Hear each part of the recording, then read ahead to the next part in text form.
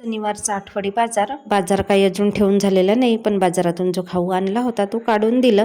पण रुद्रांश काय, ज्याला तो आवडेल तो थोडंसं 1-2 घास खाणार, बाकी तसंच ठेवणार. मग तुम्ही खात बसा. आजकाल त्याला शिंगाडे आवडतात आणि ह्या वर्षीपासूनच त्याने शिंगाडे खायची सुरुवात केली.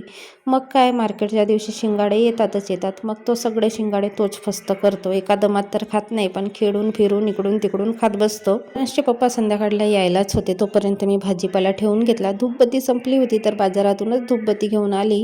टमाटर तर भरपूर महाग आहेत आमच्याकडे, 50 रुपये किलो. बाकी भाज्यासुद्धा महागच आहेत. फ्लावर म्हणा, वाटाण्याचे दाणे म्हणा, म्हणजे वाटाण्याचे शेंग वगैरे हे सगळे महागच आहेत.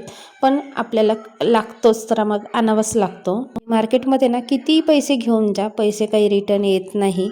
जेवढे नेले तेवढे कमीच असतात. संध्याकाळची दिवाबत्ती झाली आणि लागली मी स्वयंपाकाला. स्वयंपाक पण चालू होता आणि इकडे माझे भांडे घासणे पण चालू होते. संध्याकाळची भांडी 2 जेवणाची ताटं असतात, 2 ग्लासं असतात, ते काही मी घासत नाही. मग संध्याकाळला स्वयंपाक झाल्यानंतर किंवा स्वयंपाक करता करताच मग स्वयंपाक शिजत असतो आणि मी भांडे घासून घेते. असा माझा आता रोजचा दिनक्रम तसाच असतो संध्याकाळचा.